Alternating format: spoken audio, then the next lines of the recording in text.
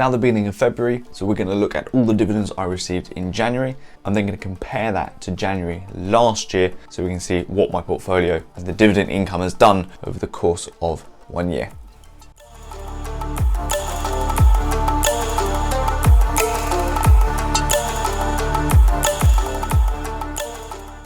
Welcome back to the channel, guys. If you're new to the channel and you haven't yet subscribed and you don't want to miss out on any future videos, then head down there and subscribe to the channel now so you don't miss anything. And while you're down there, like the video if of course you like the content. Wait until the very end, enjoy the content, absorb it all, and then like the video if you actually like the content. And throughout the video, pop a comment down below, let me know what you've been paid in dividends so far in January. Be good to see it and hear it, record it yourself, hold yourself accountable, and see if you can increase that by January 2023. So we're going to go into the computer, have a look at the dividends I received in January, breakdown of every individual dividend that came in. Then we're going to have a look at my super simple dividend graph, how I record the dividends coming in, and show you the figure for the end of January this year compared to the figure end of January last year, and how the portfolio has increased. We can then take a little look at what's happening in February so far, because it's been an okay month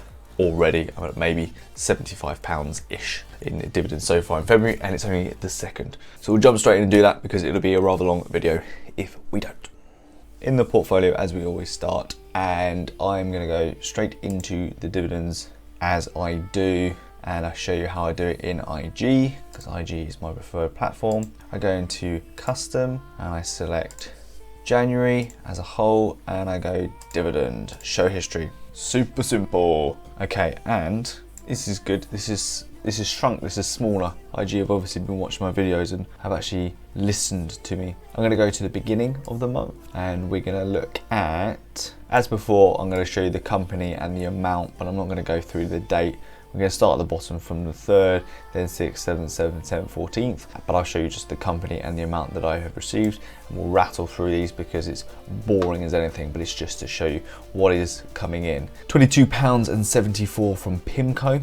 That was more than I received so far in February, which is a bit annoying. Rather, it was a bit more consistent. I haven't sold out of any shares there, but they obviously just changed the amount they pay out each month, but it's still a consistent circa 9%, so that's fine. Iron Mountain paid me £18.93. Global X Super Dividend REIT paid me £6.87. The Global X NASDAQ 100 Covered Call ETF actually paid me a phenomenal amount, £42.54. That's far more than I got in February as well, and that's because it was sort of a bit of a special dividend really. It ended up being, if you worked out what the yield would have been on this amount, it worked out at 27% or something ridiculous like that. So it's not normally that amount, it's normally less than that. Next one is Ultra Group. It is a quarterly payer, Ultra Group, but a really high dividend yield, £32.02 for them, and then £5 from Royalty Income, which features in an upcoming short that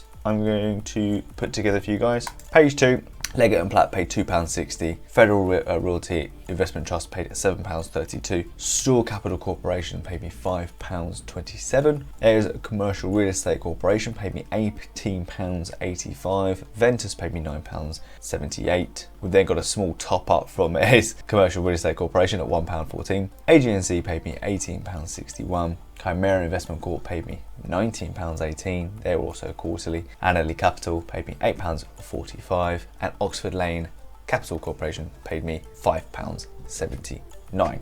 So we'll head to how I record them, which again, if you've watched any of my old videos, is super simple. And I've recorded January here. So if we go down to the data, we've got January at £225 so far, coming off a very nice December as well, 204. Last January was 129. That just shows the increase in the amount of income related companies that I've got into, income related funds and things, concentrating on dividend yields. And by the looks of it, February is looking even better. So that's good. We're looking pretty good so far in February. I've got around, I'll put the exact figure in at a later date, but around £75 so far, which was on par what I was receiving in the early stages of 2020 anyway. So I'll update you at the end of February, let you know where I've got with February's dividends.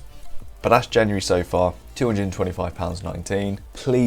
Please put in the comment section below just how ridiculous you think this way of recording dividends is in such a simple way, so that I can then come back and retort with a logical, I don't care.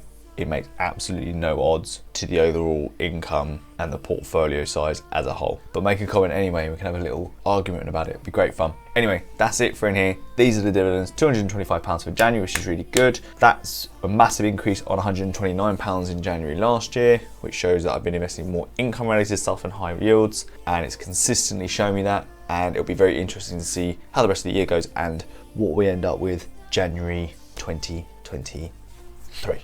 So there they are, the increase in year-over-year dividend income, which is nice to see. Good to see a breakdown of all the companies that are paying me. Hope that was helpful and mildly entertaining for a lot of you. If you've made it this far and you're not subscribed to the channel, then please do so below. Like the video, because that helps it get out to more and more people, helps the channel grow.